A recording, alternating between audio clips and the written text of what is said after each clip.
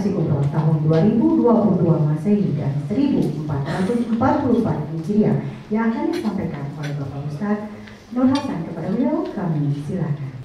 Bismillahirrahmanirrahim. Assalamualaikum warahmatullahi wabarakatuh. Alhamdulillah nahmaduhu wa nasta'inuhu wa nastaghfiruhu wa na'udzu billahi min shururi anfusina wa min sayyiati a'malina. Man yahdihillahu fala mudilla lahu wa man yudlil fala hadiya lahu. Asyhadu an la ilaha illallah wahdahu la syarika lahu wa asyhadu anna sayyidana wa nabiyyana Muhammadan abduhu wa rasuluhu la nabiyya ba'dahu. Allahumma salli wa sallim wa barik wa 'azim 'ala hadzal nabiyil karim wa 'ala alihi wa sahbihi wa man tabi'ahum bi ihsan ila yaumiddin. Subhanaka la 'ilma lana illa ma 'allamtana innaka antal 'alimul hakim. La haula wa la quwwata illa billahil 'aliyyil 'azim. Saudaratul mukarramin yang kita hormati, segenap pengurus, direksi, karyawan yang diwakili pada kesempatan siang hari ini oleh Mbak Ati Suduseng selaku Direktur Produksi, juga sahabat saya Fadilul Mukarram Ustaz Bahrizal, Fadilul Mukarram Ustaz Abdul Khalid, dan segenap Bapak dan Ibu sekalian yang berbahagia, para calon tamu Allah dan tamu Rasulullah. Amin ya Rabbal. Enak kan disebut calon tamu Allah? Ya enak lah ya. Karena kita pada hakikatnya Bapak Ibu sekalian, tidak ada yang lebih membahagiakan bagi kita selain kita menjadi orang yang dekat kepada Allah dan dekat kepada Rasul. Kalau kita dekat pejabat enak kan? Dekat sama pejabat enak apa enggak? Kenapa gitu? Takut jadi takut. Ada enaknya ada. Tapi kalau dekat sama Allah dan Rasulnya, semuanya jadi jalaninnya yang enggak. Ya. Jadi Bapak Ibu sekalian dirahmati Allah, ketika Allah telah menetapkan kita untuk menjadi tamunya, maka Allah membuat skenario, memberikan kemudahan jalan bagi kita. Tidak semua orang Allah pilih, tapi Allah akan memilih siapa-siapa yang dikehendaki. Tidak harus orang kaya.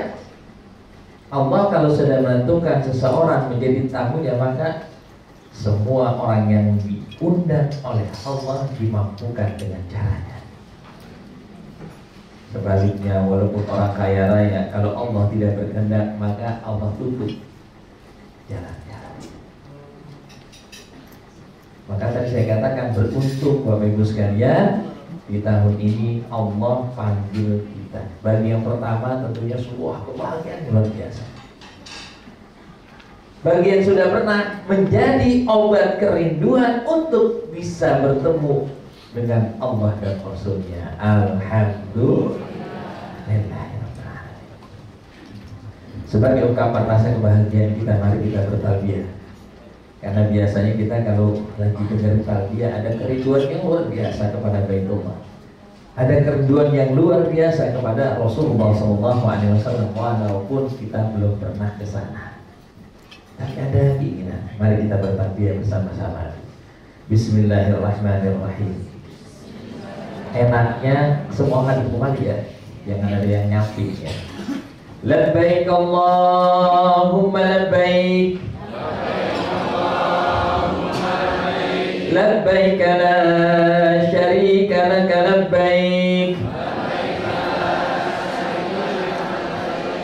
innal hamda wan ni'mata laka wal mulk la syarika lak, labbaik Allahumma labbaik, labbaik la syarika laka labbaik, innal hamda wan ni'mata laka wal mulk la syarika lak labbaik Allahumma labbaik labbaik la syarika laka labbaik innal hamda wan ni'mata laka wal mulk la syarika lak labbaik Allahumma labbaik labbaik la syarika lak labbaik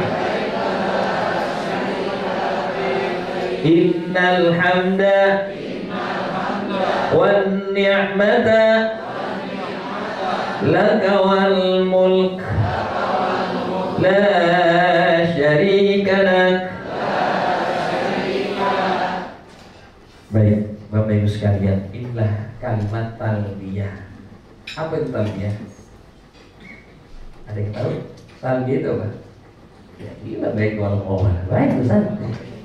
Labbaik, talbiyah diambil dari kata labba yulabbi. Labba yulabbi talbiyah, tapi artinya memenuhi panggilan. Labbaik Allahumma labbaik, ya Allah aku penuhi panggilanmu ya Allah. Labbaik la syarika lak labbaik, ya Allah aku penuhi panggilanmu, tidak ada sekutu bagimu ya Allah aku penuhi panggilanmu. Ulang-ulang aku penuhi panggilan. Berarti panggilan ini benar-benar siapa yang panggil? Allah. Kita dipanggil sama orang yang kita hormati saja senangnya luar biasa. Ini yang memanggil kita adalah yang menciptakan kita, yang menghidupkan kita, yang memberikan rezeki kita dan seterusnya. Kira-kira mau nggak dipanggil sama Allah? Takut.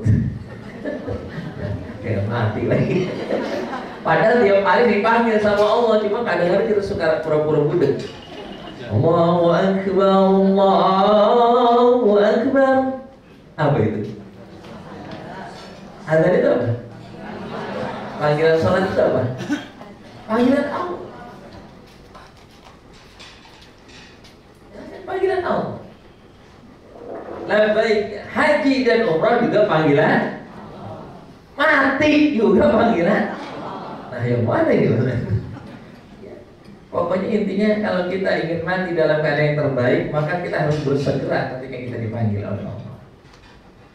Cuma memang bedanya, kalau panggilan sholat kita kadang-kadang males-males, kalau panggilan haji umroh getah, atau getah, semangat. Padahal antara sholat sama haji dan umroh itu sama sebenarnya, sama-sama panggilan. Begitu juga dengan kematian. Bapak dan Ibu sekalian, karena ini panggilan Allah, maka semua yang menyiapkan adalah Allah. Kalau travel cuma jadi panitia. Makanya Bapak Ibu sekalian, kadang-kadang dalam satu rombongan atau bahkan dalam satu keluarga atau bahkan suami istri, kadang berbeda kondisinya di dalam melaksanakan panggilan ini. Suaminya senang, istrinya berus ataupun ngeluh. Apalagi satu rombongan, tergantung kepada kondisi batin kita.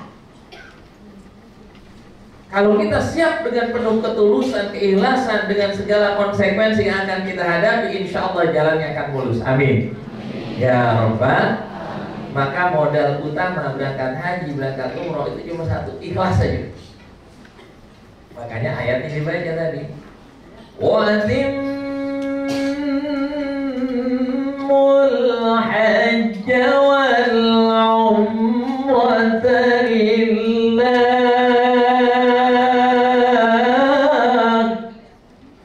Sempurnakanlah hajimu, sempurnakanlah umrohmu karena Allah. Innal hamda, sesungguhnya segala puji, wan nikmata, sesungguhnya segala kenikmatan, laka, hanya bagimu, wal mulka, begitu juga segala kepemilikan, segala kekuasaan, segala kerajaan, segala apa yang kami punya hanya milik Engkau. La syarika, tidak ada sekutu bagimu. Artinya semuanya yang punya Engkau, bahkan diriku. Makanya manusia yang datang dengan kesombongan gak bakal nikmat ya. Tapi ada aja yang model begitu, namanya orang lain ya. Ada yang kadang-kadang orang kadang merasa dia pejabat, gak kenal dia sama temen. Ya karena sama ustaz dia gak kenal. Padahal kita ngasih manasib. Tapi kalau besok bukan saya yang berangkat terus sekali. Saya insya Allah yang berangkat karena beliau kehalangan. Dan Ustaz bahasa. Jadi insya Allah nanti Bapak akan didampingi. Karena saya baru balik, baru 4 hari. Dan kondisi Madinah saat ini alhamdulillah sudah mulai adem. Alhamdulillah. Mekah lebih adem lagi. Jadi kalau di Mekah insya Allah begitu kita mendekati Masjidil Haram adem. AC-nya kenceng. Makanya jangan jauh-jauh dari masjid kalau adem. Ya adem memang kondisinya sudah di bawah 40 ya derajat. Walaupun waktu landing masih ada 36 begitu, tapi siangnya udah. Kalau Madinah memang masih agak hangat ya, tapi kalau Madinah udah di Mekah insya Allah udah agak adem. Alhamdulillah. Sampai di sana udah dingin kan insya Allah. Amin ya Rabbal. Baik, baik sekali dan Allah. Jadi intinya adalah kalau kita tamu Allah, begitu kita bertalbiyah, maka kita didoakan oleh malaikat. Labbaik Allahumma labbaik, labbaik la syarika lak, labbaik innal hamda wan ni'mata lak wal mulk la syarika lak, dijawab oleh malaikat penjaga tanah haram. Labbaika wa sa'daika, selamat datang para tamu Allah, selamat datang para undangan Allah. Semoga kalian bahagia. Doain ya malaikat. Jadi ketika kita berada di Madinah, ketika di Mekah, kalau memang kita orang yang terpanggil, bawaan girang, senyum, sama teman gak pernah kesel, apalagi yang ustaz. Ada ustaz dijadiin, dimarahin terus. Oh, ustaz gimana sih? Lah, ya masalah kita disalahin. Ya begitu. Ingat ya, jadi kalau ada masalah kembalikan kepada diri kita. Kecuali semua satu travel punya masalah, nah ini pasti salah travelnya. Tapi kalau yang lain pada bahagia, saya nggak bahagia, pasti tanyakan kita. Ada satu masalah, entah dengan keluarga, entah dengan teman, ataupun apalagi istri. Bapak Ibu, Rasulullah itu orang yang paling menghargai istrinya. Rasulullah adalah orang yang paling memuliakan wanita. Ya nanti kita bicara banyak ya. Jadi intinya adalah kita harus memuliakan diri kita dengan memuliakan Allah dan Rasulnya, ajaran Allah dan Rasulnya. Baik. Jadi kita datang ke sana, jadikan diri kita seperti mayit. Sebagaimana pepatah dalam bahasa Arab, ad-dhaifu kal mayyit. Tamu itu kalau kita datang, kita sebagai tamu, maka posisi kita harus sebagaimana mayit. Maksudnya bagaimana? Mayit itu nggak pernah diapain? Ya kalau komplain mah dibangun, ya mandiin pasti kaget, jadi hidup lagi. Ya begitu juga kita. Kenapa? Logikanya kalau orang yang meninggal itu adalah orang yang mulia, pasti orang akan memuliakan dengan cara dimanapun dan siapa, dengan cara Allah. Tapi kalau orang itu gak dikenal, siapa dia? Orang tahu nggak Bapak Ibu sekalian di mana? Kalau di Madinah, di Mekah itu di Arab, kalau mandiinnya nggak kayak di Indonesia, pelan, itu support. Kalau kita pelan, usah senang ya kan gayanya beda-beda ya. Tapi kalau dia seorang ulama besar pasti kan. Maka begitu juga kita, kalau kita dikenal oleh Allah dan para malaikatnya, maka kita akan diperlakukan dengan lembut. Hati kita terus adem, hati kita semangat, hati kita terus bergemuruh untuk beribadah. Apalagi tidak ada apa-apa di sana. Makanya Bapak Ibu sekalian, khususnya ibu-ibu yang masih punya cucu, masih bikin cucu, udah tinggalin. Tiap hari telepon, gimana ini. Tuh, apa juga mau bilang. Mau jadi tamu Allah, mau jalan-jalan. Pokoknya kalau udah bismillah, udah tinggalin semua, lupain. Jadi penting sekali kita memahami tentang manasik, biar supaya tahu. Kemudian sampai di Madinah, apa yang kita lakukan? Sering-sering ke Masjid Nabawi. Walaupun memang jadwal kita hanya diberikan sekali ziarah ke Allah, tapi kan bersalam kepada Rasulullah bisa tiap saat. Tidak harus masuk ke masjid, tapi mendekati. Syukur-syukur bisa masuk ke masjid. Bagi laki-laki, bagi perempuan kan tidak setiap saat. Karena sekarang harus ada tasreh, harus ada surat izin masuk ke Rasulullah. Enaknya memang bisa cepat antrinya. Cuma memang juga tidak bisa berlama-lama di Rasulullah-nya. Ya, tidak seperti tahun-tahun yang lalu, sejam, 2 jam kita lama, apalagi ibu-ibunya. Gaduh lagi ramai. Kalau sekarang ya seperti alhamdulillah, walaupun tidak lama. Intinya adalah bersalam kepada Rasulullah. Ya, siapa yang berhaji, man hajja falam yazurni faqad jafani, atau kama qala sallallahu alaihi wasallam. Siapa yang berhaji atau berumrah tidak menziarahi aku, maka dia sesungguhnya sudah suul adab kepadaku. Sudah kurang baik, kurang punya etika. Kenapa? Kita bisa ke sana karena doanya Rasulullah, karena ada jasanya Rasulullah kepada kita sekalian. Betapa cintanya Rasulullah kepada kita. Betapa pentingnya kita mengenal Rasulullah SAW. Allah Subhanahu Wa Taala pernah menawarkan kepada Rasulullah, ya Muhammad, kalau kau mau, aku serahkan segala urusan umatmu kepadamu. Tidak perlu meminta kepadaku, cukup meminta kepadamu. Ini Allah, dialog Allah kepada Rasulullah. Kalau kita diserahin gitu ya mau kan? Ya boleh Allah, kapan nanti? Itu namanya sombong. Ya, Rasulullah karena orang yang sangat beradab, tidak ya Allah, tetap aku serahkan umatku kepada. Kenapa? Walaupun aku punya kasih sayang kepada umatku, sesungguhnya kasih sayang itu seperti seorang saudara kepada saudaranya. Dan aku adalah makhluk yang kasih sayang itu terbatas, sedangkan kau adalah Khalik, pencipta yang tidak terbatas. Maka aku balikan semuanya padamu. Baik kalau begitu, karena engkau menolak, maka aku tidak akan mungkin pernah mengecewakan. Dan aku ingin engkau bahagia. Kalau engkau bahagia, maka akan aku berikan apapun untuk dan umat. Bagaimana cara kita membahagiakan Rasulullah? Banyak-banyak bersolawat kepada Rasul. Boleh dari mana? Saya tanya Bapak Ibu sekalian, kita tiap hari bersolawat kan? Tiap hari banget, kapan? Itu aku tahiyat. Iya, karena memang kalau sholat tanpa sholawat pasti banget. Karena itu rukun qauli. Doa tanpa sholawat tidak diterima. Mu'allaq bainas sama'i wal ardh. Coba-coba bismillahirrahmanirrahim. Allahumma barik lana fi ma razaqtana wa qina adzabannar. Terima itu. Tapi diawali dengan atau ditutup dengan sallallahu ala sayyidina Muhammadin wa ala alihi wasallam. Itu sampai di tanah haram.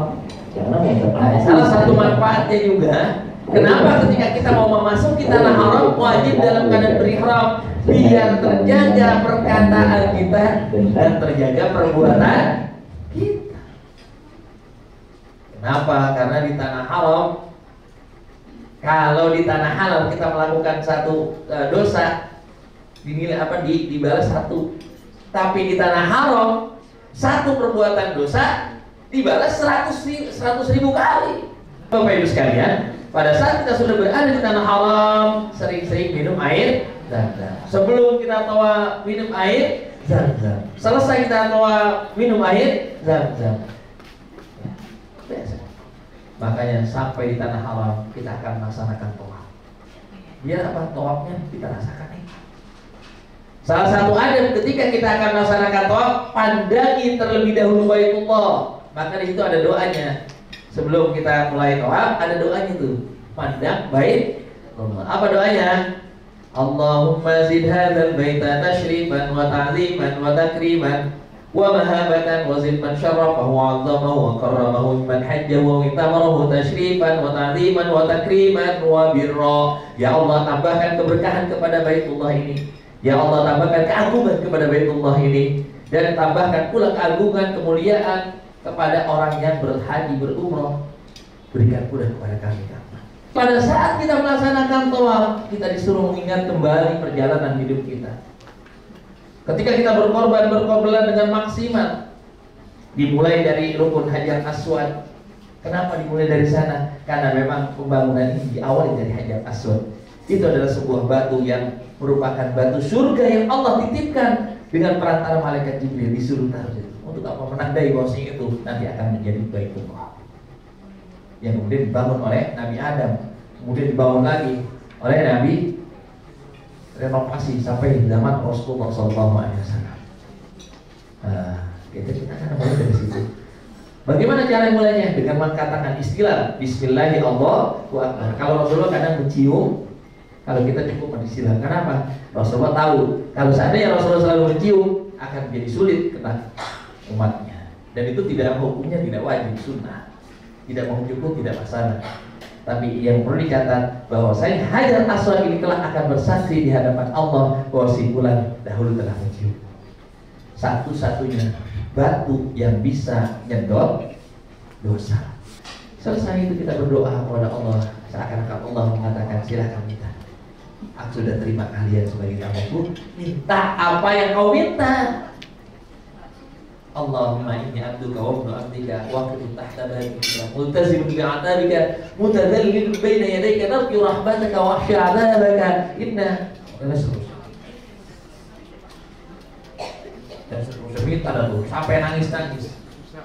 Kemudian kita akan melaksanakan sholat sunnah di belakang makam Ibrahim. Makam itu bukan makam. Di kita kalau makam apa? Kuburan. Kuburan Nabi Ibrahim ada di situ. Kuburan Nabi Ibrahim itu ada di Hebron, di Palestina. Ada yang sudah lunak sana? Ada yang belum? Belum semua. Maka pulang nanti datang lagi ya. Bulan depan bareng saya nanti, bulan November insya Allah saya akan sana. Ya. Aku daftar dulu bosan. Ya kalau kita udah Allah kehendaki, insya Allah ada jalan.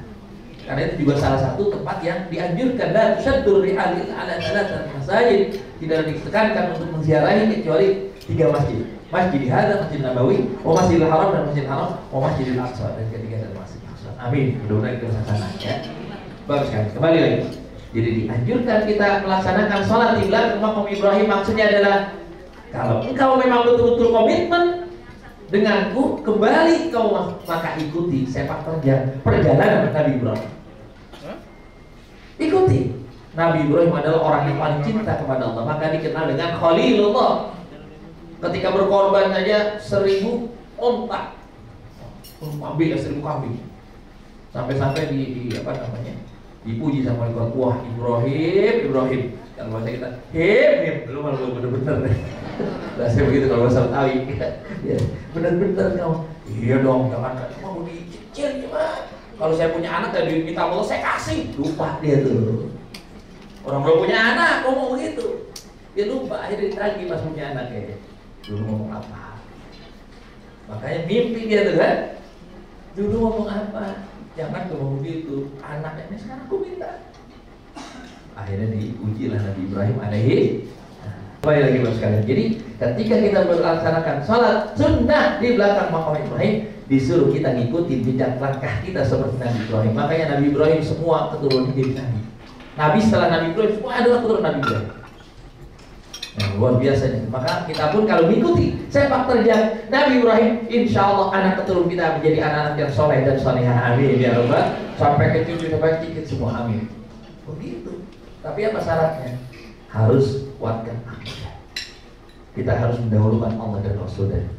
selesai daripada itu baru kita. Dan tawaf itu wajib dalam keadaan wudhu Bapak sekalian. Karena tawaf itu persis sholat, hanya bedanya boleh ngobrol.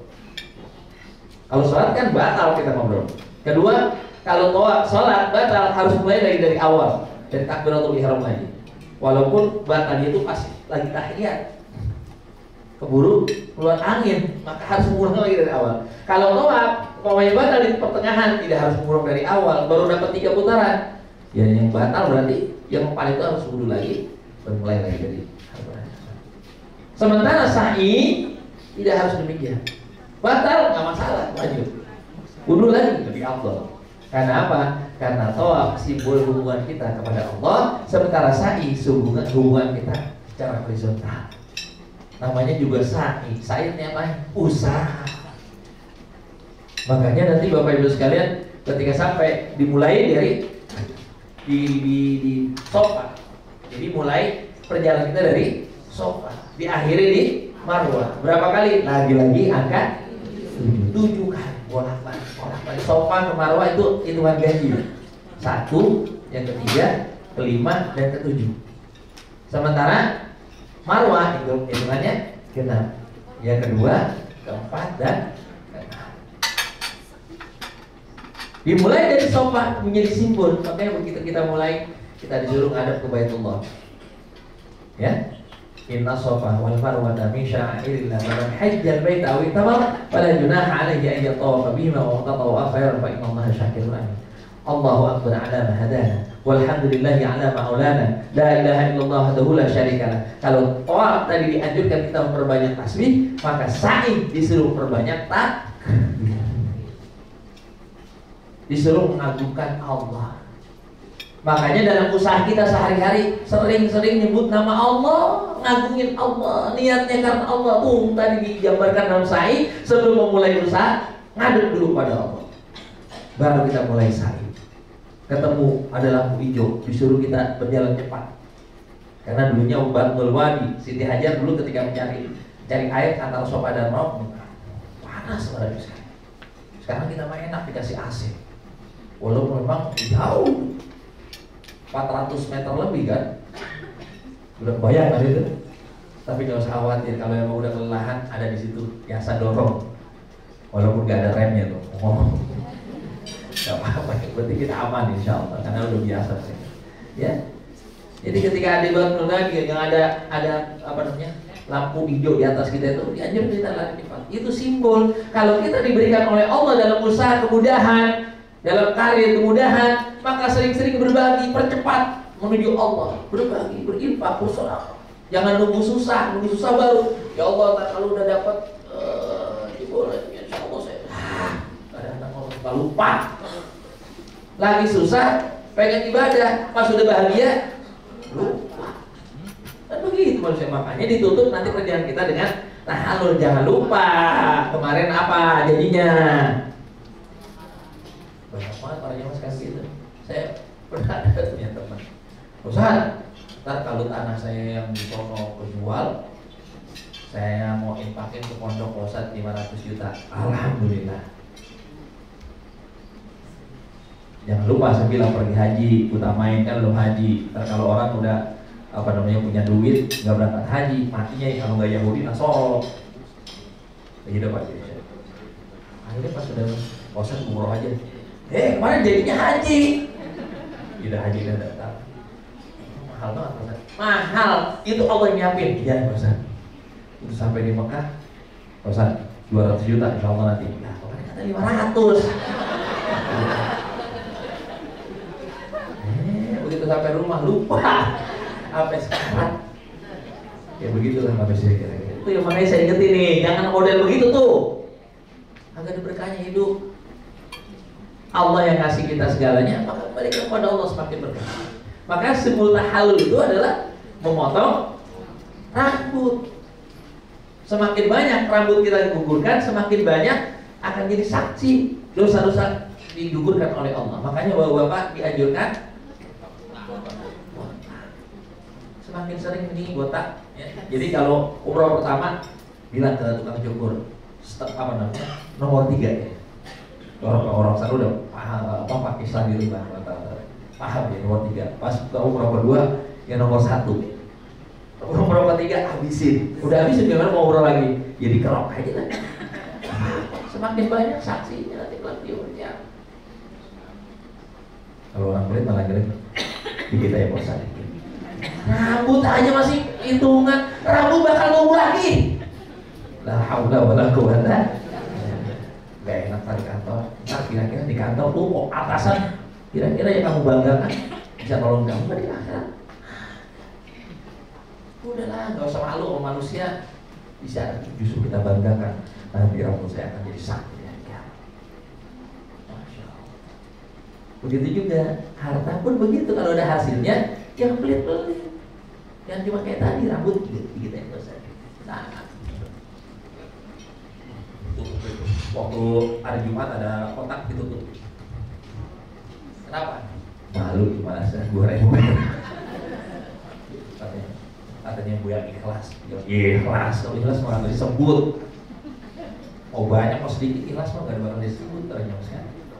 Udah lah. Pulang umroh besok jangan pelit-pelit lagi ya, masih pada pelit. Ya. Sini ntar didoain oleh malaikat begitu talbiyah, karena kalau orang pelit apa? La labbaik wala sa'daik. Bagi yang pelit tidak ada keundangan bagi kalian dan tidak ada kebahagiaan. Makanya di sana masalah mulu. Baru sampai segalanya hilang. Baru segalanya hilang, kopernya kemana tahu? Duitnya hilang. Aduh pusing gitu. Lah lagi jadi masalah ke sana. Karena tidak semua orang yang datang ke sana itu menikmati, kecuali mereka-mereka yang betul-betul penuh dengan keikhlasan, ketulusan, dengan penuh kegembiraan. Memang jangan lupa dengan penuh rasa kedermawanan. Karena kita datang ke sana atas undangan Allah diberikan kita pun sudah nanti perbanyak. Tapi memang yang lebih penting lagi adalah sepulang dari umroh kita harus lebih giat lagi. Namanya juga umroh mabrur. Bukan hanya sebatas makbulah. Karena kalau makbulah cuma diterima itu kalau syarat dan rukunnya serta fardhunya dilaksanakan, ya mungkin kita akan bisa selesaikan itu. Kenapa? Karena dibimbing dalam perjalanan, doa-doanya dibaca, dibimbing dengan mendengarkan apa itu. Pakai headset atau dikasih. Subhanallah, subhanallah, alhamdulillah, insyaallah makbul. Cuma yang jadi masalah mabrur apa enggak? Apa tanda orang yang mabrur? Lidul kalam wa itahul doa. Tanda yang paling kelihatan kalau orang umrohnya mabrur, maka yang pertama lisannya tidak nyakitin orang. Lisannya selalu manfaat buat orang. Makanya kalau cerita-cerita nanti pulang umroh jangan yang jelek-jelek diceritain. Kenapa orang akan punya nilai jelek tuh? Pantas saja dia mau umrohnya begitu. Orang tiap hari ngerjain dizolimin orang. Tapi juga jangan terlalu ketakutan ya. Seperti jamaah-jamaah kita begitu masuk kamar mandi, Ustaz, dosa saya banyak banget kali Ustaz. Nah, setiap kali masuk kamar mandi keletenan, dosa saya panasan mulu. Maksudnya bagaimana Pak? Ya saya nggak bisa mandi karena airnya panas. Oh, sini Pak. Ini panas, ini dingin. Kalau biru itu dingin. Kalau yang merah panas. Oh begitu, bukan dosa lagi. Bisa juga bukan. Ada begitu aja saking ketakutan.